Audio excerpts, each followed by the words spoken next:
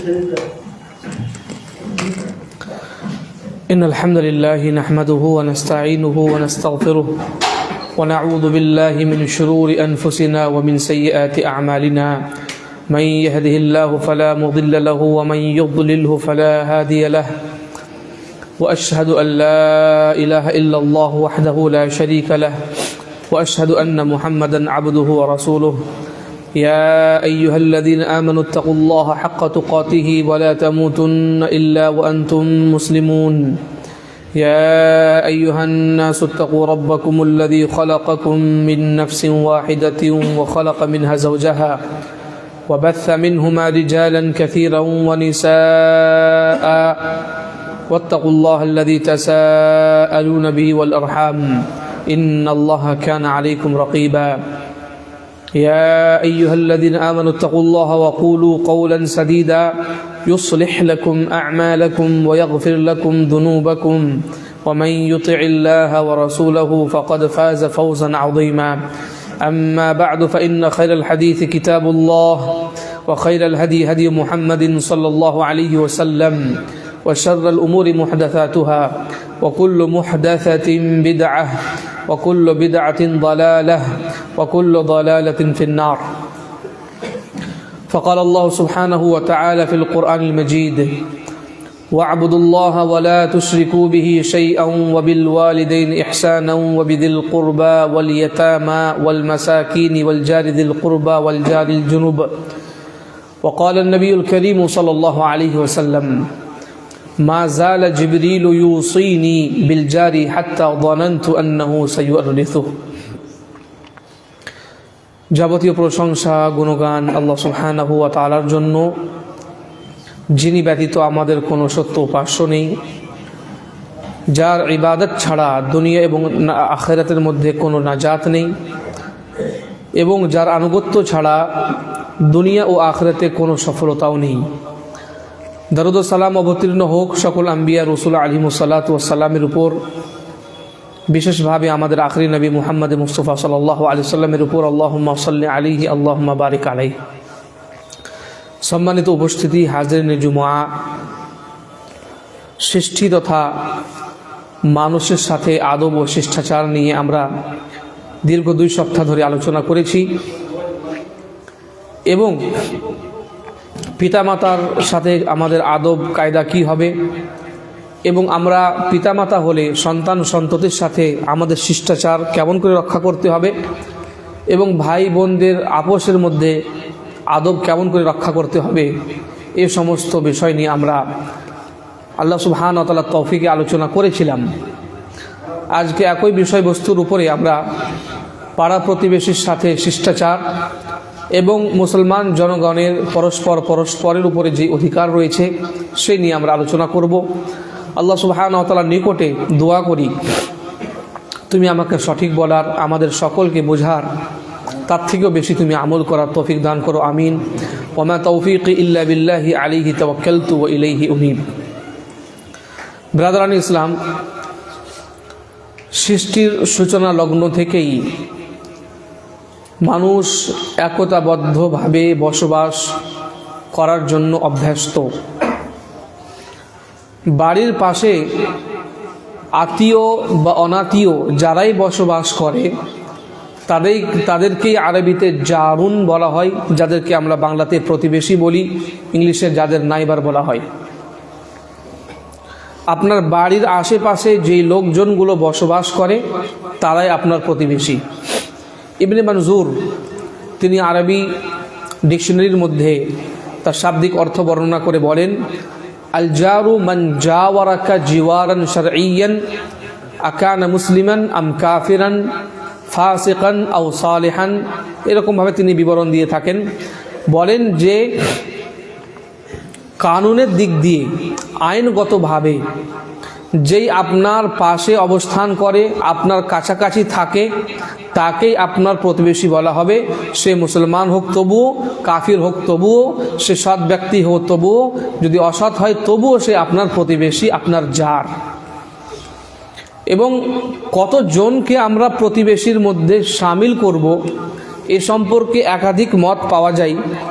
হাসান রহমতুল্লাহ আলাই তিনি বলেন যে যেখানে আপনার অবস্থান, যেটা আপনার বাড়ি, সেই বাড়ির সামনের দিকে 40 ঘর, পিছনের 40 ঘর, ডানের 40 ঘর এবং বামের 40 ঘর, এই সমস্ত ঘরের মধ্যে যারা থাকে, বাড়িগুলোর মধ্যে যারা থাকে, তারাই হচ্ছে আপনার প্রতিবেশী।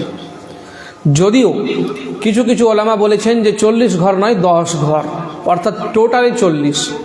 আপনি যেখানে অবস্থান করেন, সামনের দিকে 10 জন, পিছনের দিকে 10 জন, ডানে এবং বামে 10 জন করে যেই 10টা বাড়ি রয়েছে, এই 10 বাড়ির মধ্যে যে লোকজন বসবাস করে তারাই হচ্ছে আপনার প্রতিবেশী। যদিও কিছু কিছু ওলামায়ে কেরাম এই কথাও উল্লেখ করেছেন যে যদি আপনি ডাক দেন, চিৎকার করেন, আর আপনার ডাক তারা শুনতে পায়, যারাই শুনতে পাবে তারাই হচ্ছে আপনার প্রতিবেশী। কিন্তু আপনার ডাক শোনার মতো যদি পরিস্থিতি না হয়, তাহলে তারা আপনার প্রতিবেশী নয়। যদিও কিছু কিছু আহলে ইলম এই কথাও উল্লেখ করেছেন যে এক মসজিদে যারা নামাজ পড়ার জন্য একত্রিত হয় তারাই হচ্ছে আপোষে পরস্পরের প্রতিবেশী। গ্রাম অঞ্চলে আমরা জানি অনেক বড় গ্রাম, সেখানে বিভিন্ন মসজিদ থাকে, তো এক মসজিদের যারা মুসাল্লি, মসজিদ নিকটবর্তী হওয়ার কারণে যারা এখানে একত্রিত হয় নামাজ আদায় করার জন্য, তারাই হচ্ছে পরস্পরের মধ্যে প্রতিবেশী। যাই হোক, প্রতিবেশী যখন আপনি বুঝতে পারলেন, এবার আসুন প্রতিবেশী সম্পর্কে কোরআন ও হাদিসে আমাদেরকে কি বলা হয়েছে। আমাদের জেনে রাখা দরকার, প্রতিবেশীদের সাথে আদব রক্ষা করা অত্যন্ত গুরুত্বপূর্ণ এবং ইসলাম এর উপরে অত্যন্ত জোর তাকিদ করেছে। এর ধারণা আপনি এখান থেকে সুস্পষ্ট করতে পারেন যে কোরআনে কারীমের মধ্যে আল্লাহ সুবহানাহু ওয়া তাআলা স্বয়ং প্রতিবেশীদের সাথে যাতে ভালো ব্যবহার করা হয়, সদাচরণ করা হয়, তার জন্য একটি আয়াত অবতীর্ণ করেছেন, যে আয়াতটি আপনাদের সামনে আমি খুতবায়ে মাসনুনাতে তেলাওয়াত করেছি। আল্লাহ সুবহানাহু ওয়া তাআলা সূরা নিসার মধ্যে বলেন, ওয়া'বুদুল্লাহা ওয়া লা তুশরিকু বিহি শাইআন ওয়া বিল ওয়ালিদাইনি ইহসানা ওয়া বিযিল কুরবা ওয়াল ইয়াতামা ওয়াল জারি যিল কুরবা ওয়াল জারিল জুনুব, যে তোমরা শুধুমাত্র আল্লাহ সুবহানাহু ওয়া তাআলার ইবাদত করবে, তার সাথে কাউকে অংশীদার স্থাপন করবে না, নিজ পিতামাতার সাথে সদাচরণ করবে, তার সাথে সাথে অবিদিল কুরবা, যারা আত্মীয় স্বজন, নিকটবর্তী আত্মীয় স্বজন, তাদের সাথেও তোমরা ভালো ব্যবহার করবে, সদাচরণ করবে, ওয়াল ইয়াতামা ওয়াল মাসাকিন, যারা ইয়তীম, যারা মিসকিন, তাদের সাথেও তোমরা ভালো ব্যবহার করবে। তারপরে পরে আল্লাহ সুবহানাহু ওয়া তাআলা বলেন, ওয়াবিল জারিল কুরবা ওয়াল জারিল জুনুব, এবং যারা নিকটবর্তী প্রতিবেশী তোমাদের এবং যারা দূরবর্তী প্রতিবেশী, তাদের সাথেও তোমরা সদাচরণ করবে। তো এই আয়াতের মধ্যে আল্লাহ সুবহানাহু ওয়া তাআলা যেখানে পিতামাতার কথা উল্লেখ করেছেন, নিকটবর্তী আত্মীয়দের কথা উল্লেখ করেছেন, মিসকিন এবং ইয়তীমদের কথা উল্লেখ করেছেন, তার সাথে সাথে আল্লাহ সুবহানাহু ওয়া তাআলা প্রতিবেশীর কথাটি উল্লেখ করে এই কথা স্পষ্ট করে দিয়েছেন যে প্রতিবেশীর সাথে আমাদের সদাচরণ করতে হবে, তাদের সাথে আমাদের ভালো ব্যবহার করতে হবে। আর তাদের সাথে ভালো ব্যবহার কতটুকু করতে হবে, একটি হাদিস আপনাদের সামনে আমি উপস্থাপন করি। রাসূলুল্লাহ সাল্লাল্লাহু আলাইহি ওয়াসাল্লাম বলেন, মা যালা জিবরিল ইউসিনি বিল জার হাত্তা যানানতু আন্নাহু সাইওয়ারিসুহু, যে জিবরিল আলাইহিস সালাতু ওয়াস সালাম আমার কাছে এসে এসে প্রতিবেশীদের সম্পর্কে, তাদের অধিকার সম্পর্কে আমাকে এত বেশি ওসিয়ত করতে আরম্ভ করলেন যে আমি ধরে নিলাম, আমি মনে ভাবলাম, আমার ধারণা হলো যে জিবরাইল আলাইহিস সালাম মনে হয় এই প্রতিবেশীকে ওয়ারিস বানিয়ে ফেলবেন, উত্তরাধিকার সম্পত্তির মধ্যে তাকেও অংশীদার অধিকারী হিসাবে মনে হয় গণনা করবেন। অর্থাৎ জিবরাইল আলাইহিস সালাম, মা জালা শব্দটি আরবির মধ্যে ব্যবহার হয়েছে, যার অর্থ হচ্ছে একবার দুইবার নয়, বরাবর বরাবর জিবরাইল আলাইহিস সালাম আমাকে প্রতিবেশী সম্পর্কে ওসিয়ত করতেই থেকেছে, তাদের সাথে ভালো ব্যবহার করার কথা বলতেই থেকেছে। এমনকি এই পর্যায়ে সে তাকিদ করেছে যে আমি এক পর্যায়ে মনে করলাম যে হয়তো যারা প্রতিবেশী হবে তারাও মনে হয় আমি মারা গেলে আমার জমির মধ্যে যেরকম আমার আত্মীয় স্বজনদের অংশ থাকবে, মনে হয় আমার প্রতিবেশীও সেখানে একটি ভাগ পাবে।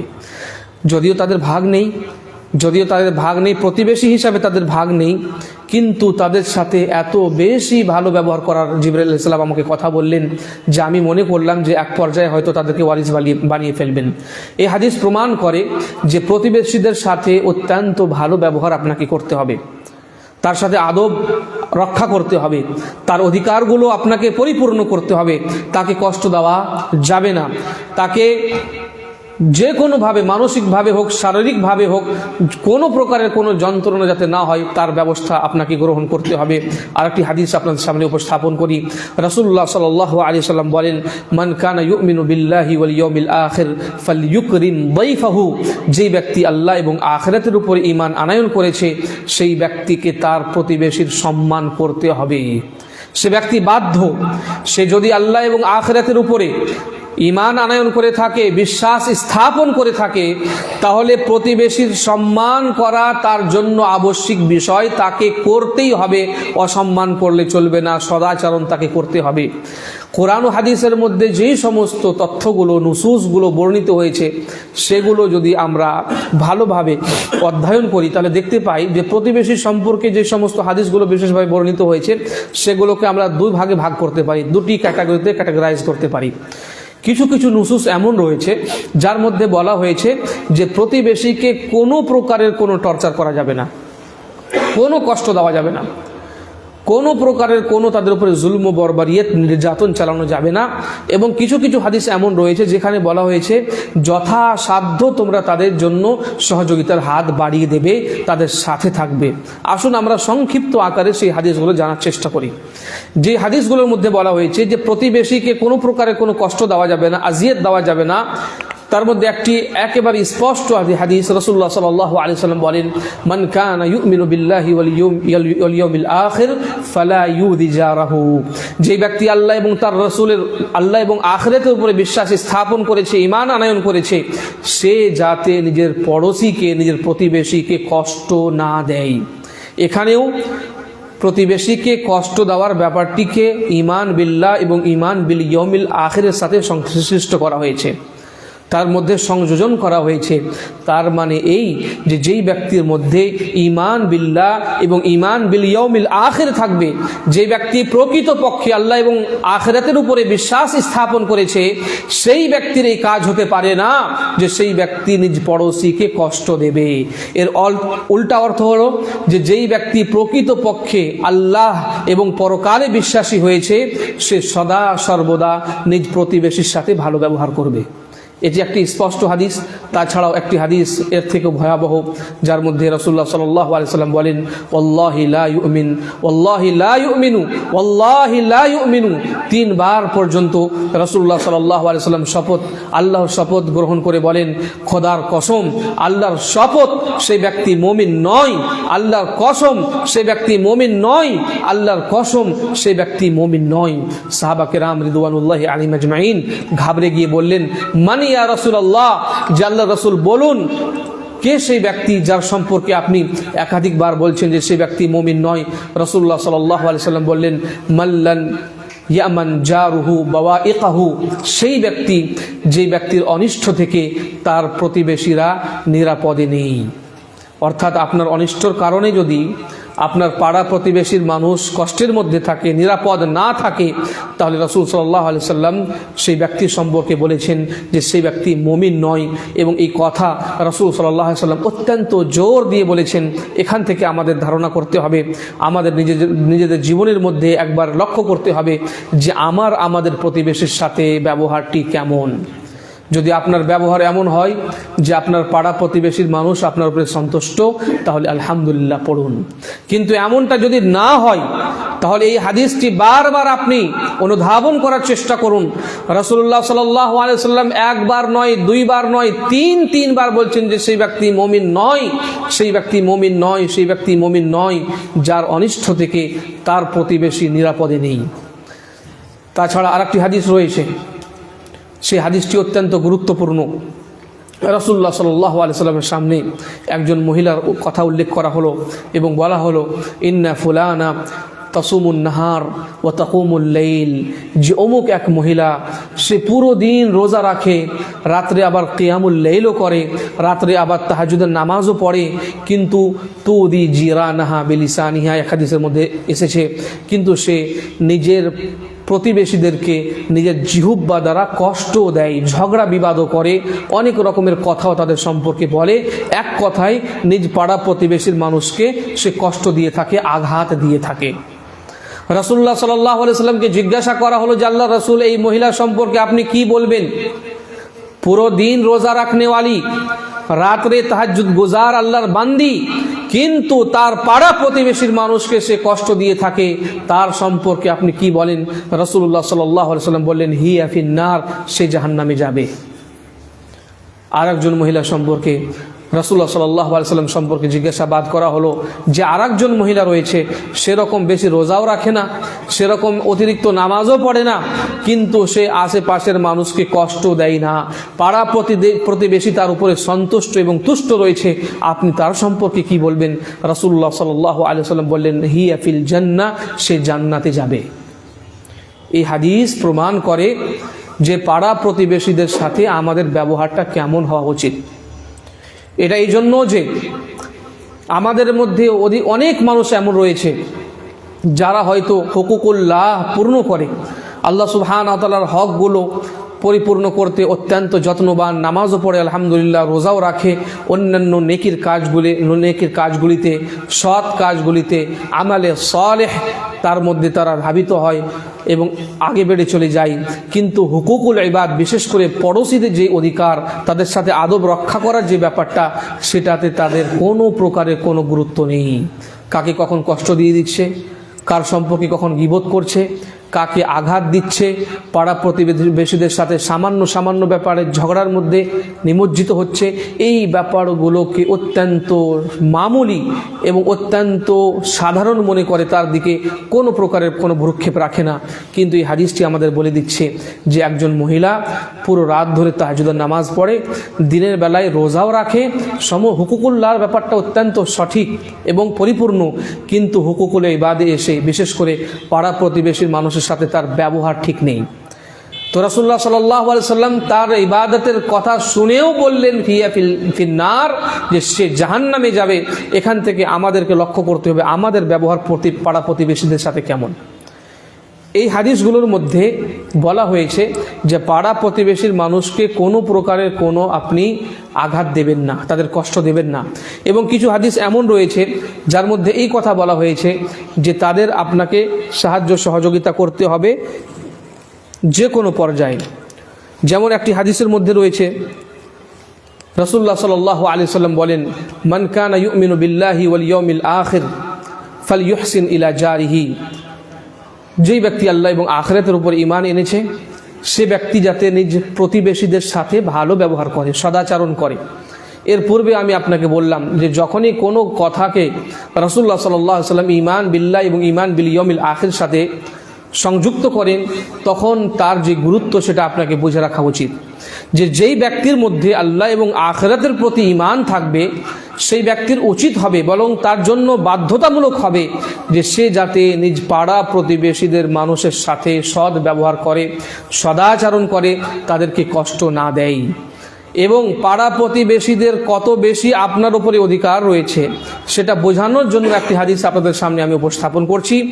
রাসূলুল্লাহ সাল্লাল্লাহু আলাইহি সাল্লাম আবু যার আল গিফারি রাদিয়াল্লাহু তাআলা আনহুকে সম্বোধন করে বললেন, ইয়া আবা যার ইযা তাবাখতা মারিকাতান ফাকসির মাআহা ওয়া তাআহাদ জিরানাক, যে আবু যার, যখন তুমি তরকারি রান্না করবে তখন তুমি তরকারির মধ্যে পানি একটু বেশি দিও, ঝোলটা একটু বেশি করিও, এবং নিজ পাড়া প্রতিবেশীর মানুষের একটু খেয়াল রাখিও।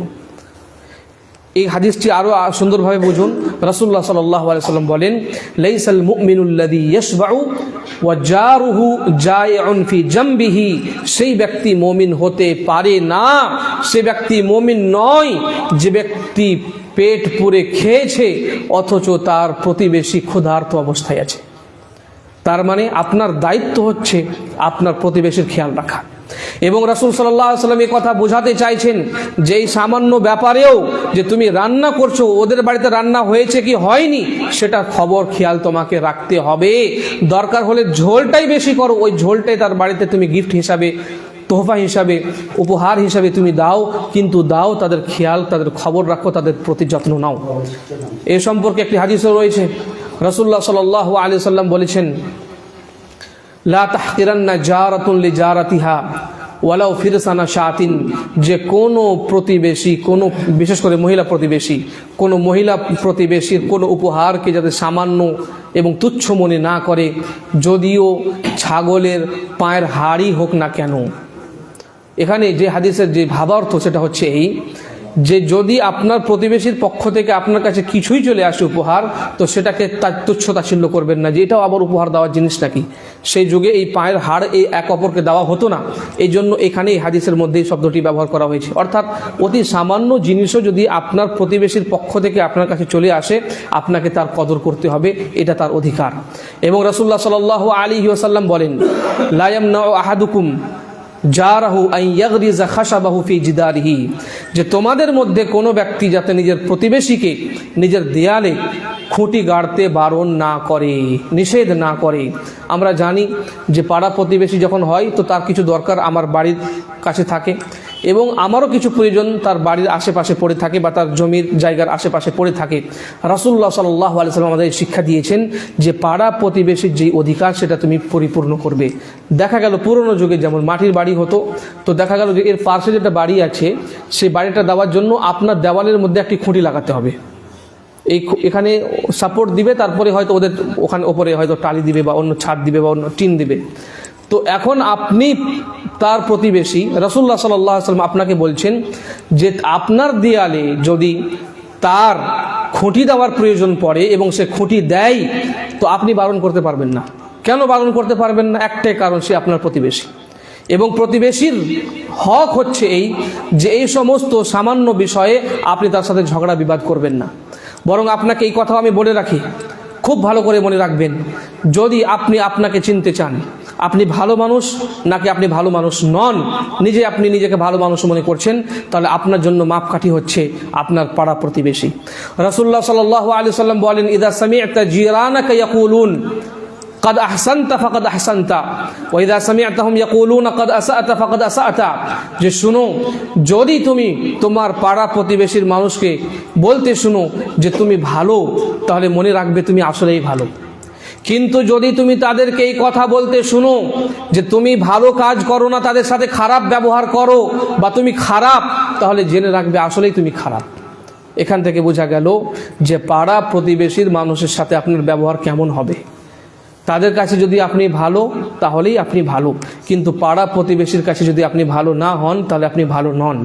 দেখা যায় অনেক ক্ষেত্রে যে আপনার ব্যবহার অন্যান্য মানুষের সাথে ভালো, আপনার ব্যবহার অন্য গ্রামের মানুষের সাথে ভালো, আপনার ব্যবহার অন্য পাড়ার মানুষের সাথে ভালো, কিন্তু আপনার পাড়ার মানুষেরা আপনার কখনো প্রশংসা করেন না, আপনার মধ্যে যেই ভুলগুলো রয়েছে সেগুলো তুলে ধরে, তার মানে আসলেই আপনি মানুষটা ভালো নন। এই জন্য আপনার ব্যবহার আপনার পাড়া প্রতিবেশীর সাথে ভালো হতে হবে। এমনকি যদি অমুসলিমও হয়, সে আপনার প্রতিবেশীও হয়, তবুও আপনাকে তার সাথে ভালো ব্যবহার করতে হবে।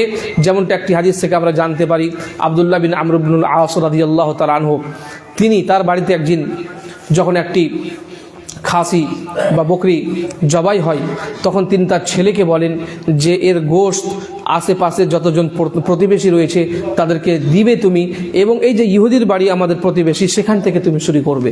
একজন আপত্তি জানালো যে ইহুদির বাড়ি থেকে কেন? তখন তিনি বললেন যে আল্লাহ রাসূল সাল্লাল্লাহু আলাইহি ওয়াসাল্লাম এরকমই আমাকে শিখিয়ে দিয়েছেন, আমাদের শিখিয়ে দিয়েছেন, অর্থাৎ যার বাড়ি যত বেশি কাছে হবে প্রতিবেশীর দিক দিয়ে, যে যত বেশি নিকটবর্তী হবে সে তত বেশি অধিকারী হবে আপনার আদব পাওয়ার। এই জন্য হযরত আব্দুল্লাহ বিন আমর ইবনুল আস রাদিয়াল্লাহু তাআলা আনহু বললেন যে ইহুদির বাড়ি থেকে তুমি দিতে স্টার্ট করবে। এখান থেকে বোঝা যায় যে একজন ব্যক্তি যদি অমুসলিমও হয়, তাহলে তার সাথে প্রতিবেশী হওয়ার কারণে আপনাকে ভালো ব্যবহার করতে হবে। এখানে দেখা যাচ্ছে যে সে ব্যক্তি মুসলমান, এমনকি অনেক ক্ষেত্রে দেখা যায় যে আপনারই আত্মীয় কেউ, কোনো নিকটবর্তী, আপনারই চাচা, আপনারই কেউ লাগে, আপনার আত্মীয় হওয়ার সত্ত্বেও আপনার ব্যবহার তার সাথে সঠিক নয়। যদি এমনটা হয় তাহলে আপনাকে বুঝে নিতে হবে যে আপনি ভালো মানুষ না। এটাকে একটু উল্টে ধরুন। এবার দেখা গেল যে আপনি ভালো ব্যবহার করছেন, আপনার পাড়া প্রতিবেশীর মানুষের সাথে আপনার ব্যবহার ভালো, কিন্তু কোনো প্রতিবেশী আপনার সাথে ভালো ব্যবহার করছে না, যে কোনো কারণে হোক। আপনি ভালো ব্যবহার করছেন কিন্তু সে আপনার সাথে ভালো ব্যবহার করছে না, তাহলে আপনি কি করবেন? আপনিও কি তার সাথে খারাপ ব্যবহার করবেন? জি না, আপনি আপনারটা করুন। সে যদি তারটা না করে, তার হিসাব কিন্তু তাকে আল্লাহ সুবহানাহু ওয়া তাআলাকে দিতে হবে। একজন সাহাবী রাসূলুল্লাহ সাল্লাল্লাহু আলাইহি ওয়াসাল্লামের নিকটে এসে অভিযোগ জানালেন যে আল্লাহর রাসূল, আমার প্রতিবেশী আমাকে কষ্ট দেয়। রাসূলুল্লাহ সাল্লাল্লাহু আলাইহি ওয়াসাল্লাম তাকে শুধুমাত্র বলেন ইসবির, যে ধৈর্য ধারণ করো। সে আবারও একই অভিযোগ করলে রাসূল সাল্লাল্লাহু আলাইহি ওয়াসাল্লাম একই উত্তর দিলেন, ইসবির, যে ধৈর্য ধারণ করো। তৃতীয়বারের মতো যখন সে অভিযোগ তুলে ধরলো, তখন রাসূল সাল্লাল্লাহু আলাইহি ওয়াসাল্লাম একই কথা বললেন, ইসবির। এমনকি আরেকটি হাদিসের মধ্যে রয়েছে যে চতুর্থবারও কিন্তু রাসূলুল্লাহ সাল্লাল্লাহু আলাইহি ওয়াসাল্লাম তাকে বলেছিলেন, ইসবির, যে তুমি শুধুমাত্র ধৈর্য ধারণ করো, কোনো অ্যাকশন নেওয়ার দরকার নেই। এখান থেকে বোঝা যায় যে আপনার প্রতিবেশী যদি আপনার সাথে ভালো ব্যবহার না করে, আপনাকে কষ্ট দেওয়ার চেষ্টা করে, তাহলে কিন্তু আপনি ধৈর্য ধারণ করুন। পরিবর্তে আল্লাহ সুবহানাহু ওয়া তাআলা আপনাকে মহা পুরস্কারে পুরস্কৃত করবেন। এই জন্য বলা বাহুল্য যে প্রতিবেশী আপনার, সে মুসলিম হোক, অমুসলিম হোক, ভালো মানুষ হোক, মন্দ মানুষ হোক, ফাসিক ও ফাজির হোক, মুতাদাইয়িন দিনদার হোক, আপনার ব্যবহার তার সাথে ভালো করতে হবে যদি আপনি আল্লাহ এবং তার রাসূল সাল্লাল্লাহু আলাইহি সাল্লামের আদেশ মোতাবেক চলতে চান।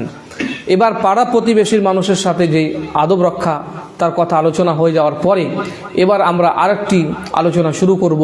সেটা হচ্ছে সাধারণ জনগণ মুসলমানের সাথে আমাদের আদব কেমন হবে। এবং এই বিষয়টি অত্যন্ত সুদীর্ঘ, যদি আলোচনা করা হয় তাহলে কয়েক সপ্তাহ এই একই টপিকের উপরে লাগবে।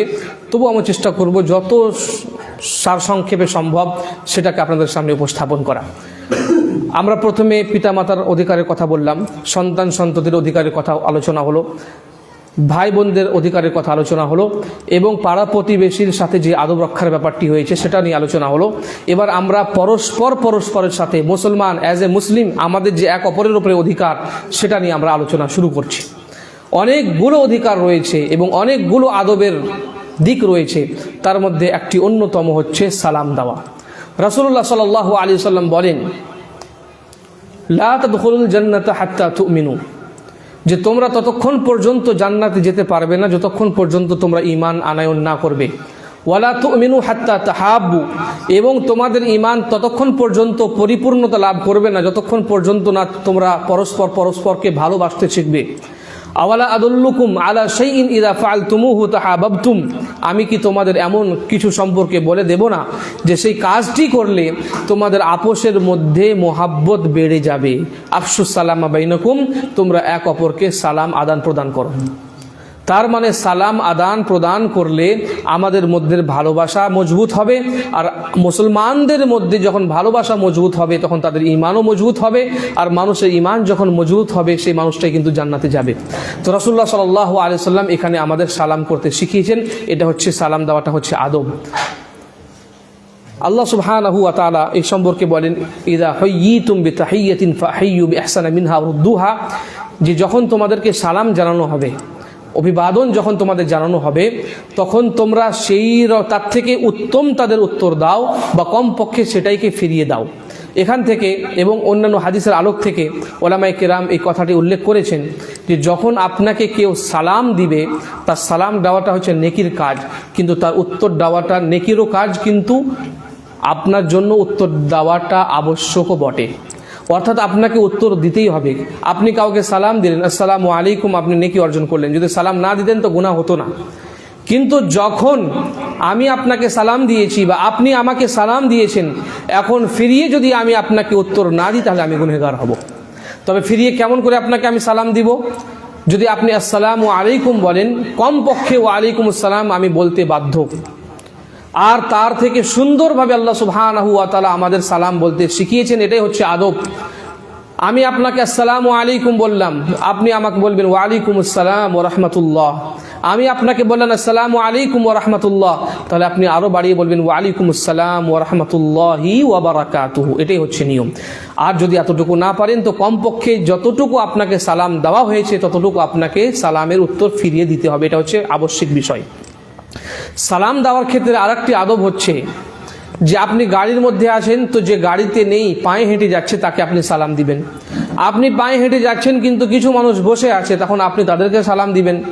আপনারা সংখ্যাই কম আর ওখানে একটি বড় দল আছে, যখন আপনারা ওখান দিয়ে পাস হবেন তখন আপনাদের উচিত হবে তাদেরকে সালাম দেওয়া। আপনি যদি ছোট হন বয়সে তাহলে বড়কে আপনি সালাম দিবেন, এটা হচ্ছে আদব। রাসূলুল্লাহ সাল্লাল্লাহু আলাইহি সাল্লাম বলেন, ইউসাল্লিমুর রাকিবু আলাল মাশি ওয়াল মাশি আলাল কাঈদ ওয়া ইউসাল্লিমুল কালিলু আলাল কাসীর, ও কামা ক্বালা নবী সাল্লাল্লাহু আলাইহি সাল্লাম, যে যারা কোনো সাওয়ারিতে আরোহণ করে আছে, কোনো বাহনে রয়েছে, তারা সেই ব্যক্তিকে সালাম করবে যারা পায়ে হেঁটে যাচ্ছে, আর যে পায়ে হেঁটে যাচ্ছে সে সালাম করবে তাকে যে বসে আছে। আর বড় সংখ্যক দল, ছোট সংখ্যক দল বড় সংখ্যক দলকে সালাম করবে। কিন্তু এমনটা করাটাই হচ্ছে উত্তম, কিন্তু এটা জরুরি নয়। আপনি যদি স্টার্ট করতে পারে সালাম দিয়ে, এটাই কিন্তু আপনার জন্য উত্তম। দেখা গেল যে আপনি বয়সে বড় কিন্তু ছোট বাচ্চাদেরকে আপনি প্রথমে সালাম করলেন, এটা রাসূল সাল্লাল্লাহু আলাইহি ওয়াসাল্লামের কিন্তু আদর্শ ছিল, এটাই বেশি উত্তম। এই জন্য যে সালাম দিয়ে স্টার্ট করে সে বেশি উত্তম। এই জন্য এক প্রকারের প্রতিযোগিতা থাকা উচিত যে আমি আগে সালাম করব। এমন নয় যে আমি বসে আছি যে কে আমাকে সালাম করছে ওর উত্তরটা আমি দেব, আর যে আমাকে সালাম দিবে না তাকে আমিও সালাম দিব না, এরকম যাতে না হয়। বরং আপনার চেষ্টা থাকবে যে আপনিই প্রথমে সালাম দিবেন। এবং কাকে সালাম দিবেন? আলা মান আরাফতা ওয়া মান লাম তারিফ, তাকেও যাকে আপনি চিনেন এবং তাকেও যাকে আপনি চিনেন না। সালাম দেওয়ার এটা একটু আদাব, যে আপনি যদি ধরতে পারেন যে এই ব্যক্তি মুসলিম তাহলে আপনি তাকে সালাম দিন, পরিচিত হলেও অপরিচিত হলেও। কিন্তু আমরা যেই জায়গাতে থাকছি, যে দেশে থাকছি, আমাদের কাছে অসুবিধা হচ্ছে এই যে সে আবার মুসলিম নাকি অমুসলিম, এখানে আমরা কিন্তু ধোঁকা খেয়ে যাচ্ছি। এই জন্য আমাদের উচিত হবে আমাদের এমন করে সাজিয়ে রাখা যাতে সামনেওয়ালা মানুষটা বুঝতে পারে যে আমি মুসলমান। দুঃখজনক হলেও সত্য যে সালাম দেওয়ার জন্য আমাদের চিন্তা ভাবনা করতে হয় যে সে মুসলমান নাকি অমুসলিম। এই জন্য যে আমাদের মুসলমানদের মধ্যেও অনেক মানুষ এমন রয়েছে যে নিজের গেট আপ এমন করে রেখেছে যে চিনতে পারা যায় না যে সে মুসলমান নাকি অমুসলিম। এই জন্য এরকম করবেন না। আল্লাহ সুবহানাহু ওয়া তাআলা এবং রাসূল সাল্লাল্লাহু আলাইহি ওয়াসাল্লাম যে কথা আমাদের শিখিয়ে দিয়েছেন, যে সুন্নাতগুলো আমাদের দান করেছেন, সেগুলোকে ফলো করুন, যাতে আপনার চেহারা দেখেই একজন ব্যক্তি বুঝতে পারে যে আপনি একজন মুসলমান মানুষ।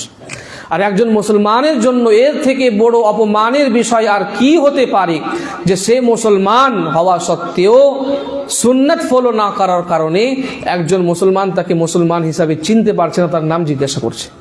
এই জন্য এই সম্পর্কে আমাদের সাবধান সতর্ক হওয়া উচিত এবং আমাদের অ্যাক্টিভও হওয়া উচিত।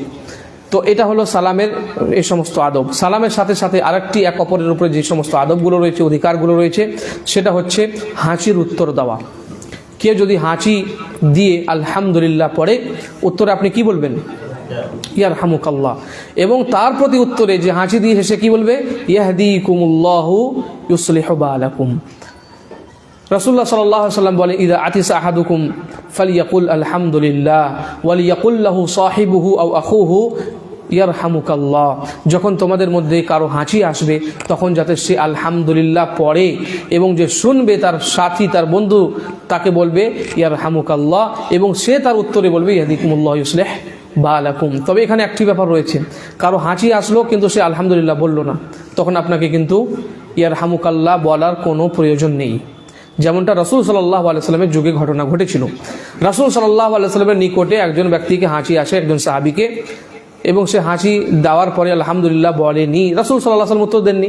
আরেকজন সাহাবীর যখন হাঁচি আসলো তখন আলহামদুলিল্লাহ পড়লো, রাসূল সাল্লাল্লাহু আলাইহি ওয়াসাল্লাম তাকে ইয়ারহামুকাল্লাহ বলে দোয়া দিলেন। ইয়ারহামুকাল্লাহ মানে আল্লাহ তাআলা আপনার উপরে রহম করুন। তো সেই সাহাবী তখন আপত্তি জানিয়ে বললেন যে আল্লাহ রাসূল, আমিও তো হাঁচলাম, আপনি আমাকে তো এই দোয়া দেননি। তো রাসূল সাল্লাল্লাহু আলাইহি ওয়াসাল্লাম বললেন যে তুমি তো আলহামদুলিল্লাহ পড়োনি।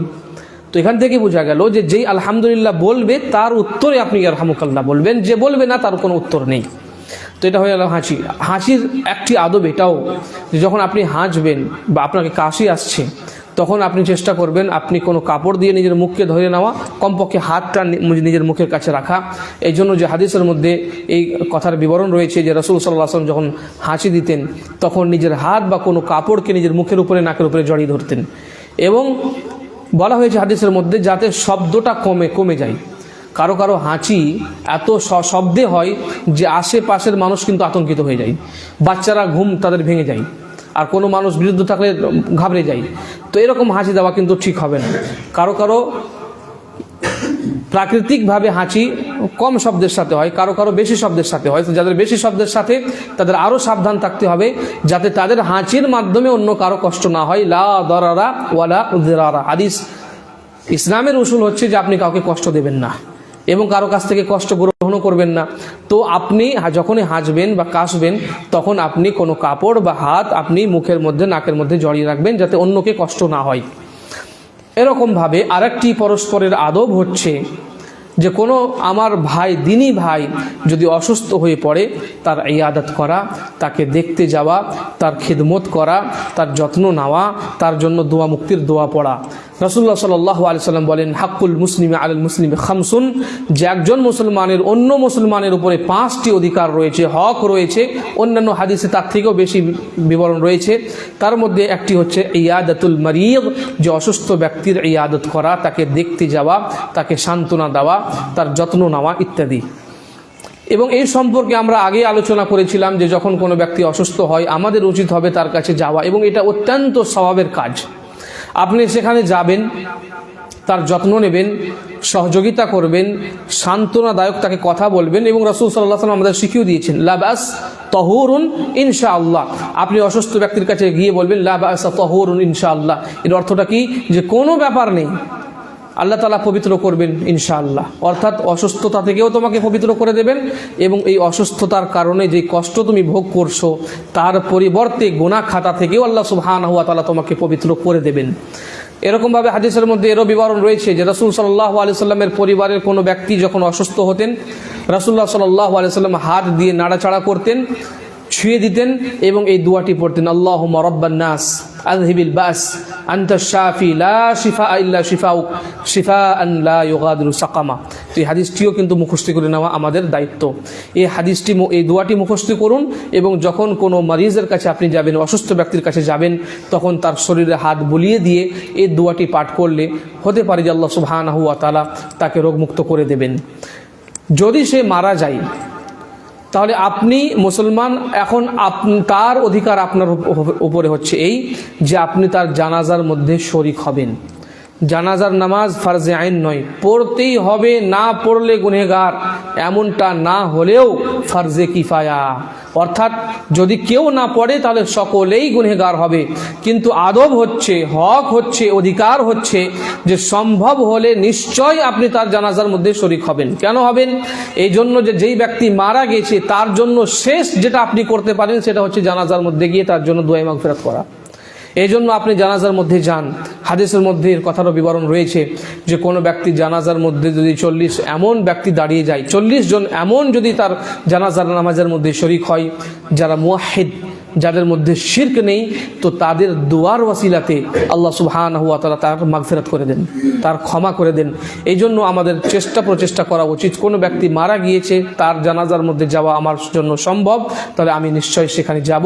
রাসূলুল্লাহ সাল্লাল্লাহু আলাইহি ওয়াসাল্লাম এই সম্পর্ক বলেছেন যে মুসলমানের উপরে 5টি অধিকার, তার মধ্যে একটি হচ্ছে ইত্তিবাউল জানাইজ, অর্থাৎ তার জানাজার মধ্যে শরীক হওয়া, হাজির হওয়া। আরেকটি অধিকার হচ্ছে যে আপনার মুসলমান ভাই যদি আপনার কাছে কোনো পরামর্শ চাই কোনো বিষয়ে, সেই বিষয়ে তাকে সুপরামর্শ প্রদান করা, এটা হচ্ছে তার একটি অধিকার, একটি আদব রক্ষা করা।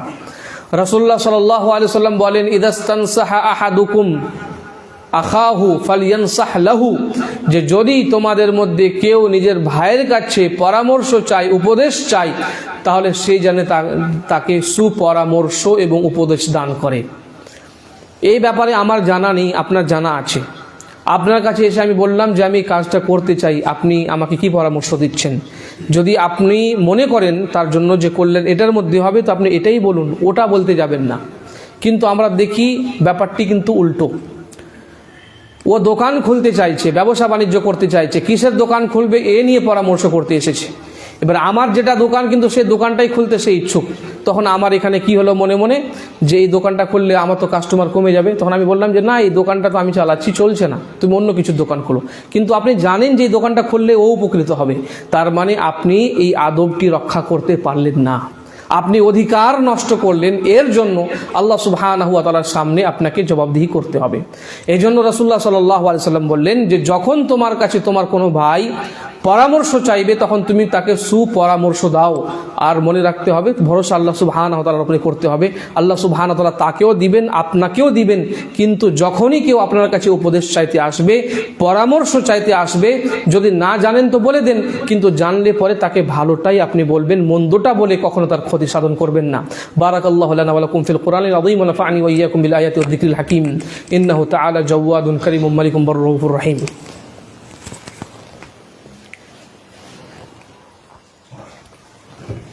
আলহামদুলিল্লাহ ওয়াসসালাতু ওয়াসসালামু আলা রাসূলিল্লাহি ওয়া আলা আলিহি ওয়া সাহবিহি ওয়া মান ওয়ালা, আম্মা বা'দ। আরেকটি অধিকার হচ্ছে যে কারো ধন সম্পদ এবং সম্মানের মধ্যে আপনি হস্তক্ষেপ করবেন না। এটিও পরস্পরের অধিকারের আওতাভুক্ত। রাসূলুল্লাহ সাল্লাল্লাহু আলাইহি ওয়াসাল্লাম বলেন, কুল্লুল মুসলিমি আল মুসলিমি হারামুন দামুহু ওয়া মালুহু ওয়া ইরদুহু, যে প্রত্যেক মুসলমান তার উপরে যে বিষয়টি হারাম সেটি হচ্ছে অপর মুসলমানের ধন সম্পদ, তার রক্ত এবং তার সম্মান ও ইজ্জত। অর্থাৎ কারো টাকা পয়সা ধন সম্পদ আপনি তার ক্ষয়ক্ষতি করতে পারবেন না, কারো জীবন আপনি কাটতে পারবেন না, কাউকে আপনি কষ্ট দিয়ে বা আঘাত দিয়ে কারো রক্ত ঝরাতে পারবেন না। অনুরূপভাবে কারো সম্মানের মধ্যে আপনি হানি করতে পারবেন না, সম্মান হানি করতে পারবেন না, যাকে আমরা গীবত এবং চুগলখড়ি বলি। তো এই হাদিসের মধ্যে স্পষ্ট বিবরণ রয়েছে যে মুসলমান যদি আপনি হন, অন্য মুসলমানের উপর আপনার অধিকার রয়েছে এবং আপনার উপরে তার অধিকার রয়েছে যে তার টাকা পয়সা ধন সম্পদের মধ্যে আপনি কোনো প্রকারে কোনো ক্ষয়ক্ষতি করতে পারবেন না। এবং একটি হাদিস আমরা সকলেই জানি, আল মুসলিম মান সালিম আল মুসলিমুনা মিন লিসানিহি ওয়া ইয়াদিহি, যে প্রকৃত মুসলমান সেই ব্যক্তি যার হাত এবং জিহ্বা থেকে সকল মুসলমান সুরক্ষিত থাকবে, নিরাপদে থাকবে। আপনি হাত দিয়েও তার কোনো ক্ষতি করতে পারবেন না এবং জিহ্বা দিয়ে জুবান দ্বারা তাকে কোনো প্রকারে কোনো কষ্ট দিতে পারবেন না। এখান থেকে আপনি এটাও বুঝতে পারেন যে তার গীবতও করা যাবে না, তার চুগলখড়িও করা যাবে না, তাকে গাল মন্দ পর্যন্ত করা যাবে না, হাত দিয়েও তাকে কোনো প্রকারে কোনো টর্চার করা যাবে না, তার কোনো জিনিস চুরিও করা যাবে না। এই সমস্ত কিছু আমরা এই হাদিসের আলোকে জানতে পারি। এরকমভাবে অনেক বেশি অধিকার রয়েছে এক অপরের উপরে। আল্লাহ সুবহানাহু ওয়া তাআলা যদি তৌফিক দান করেন, আগামী দিনেও এ সম্পর্কে আলোচনা হবে। আমরা অবশেষে যেহেতু সময় শেষ, আল্লাহ সুবহানাহু ওয়া তাআলার নিকটে সকলেই প্রার্থনা করি যে আল্লাহ এই অধিকারগুলো, এই আদবগুলো সঠিকভাবে বোঝার এবং তাকে ধরে রাখার, তার উপরে আমল করার তুমি তৌফিক দান করো। আমিন। ওয়া আখিরু দাওয়ানা আলহামদুলিল্লাহি রাব্বিল আলামিন।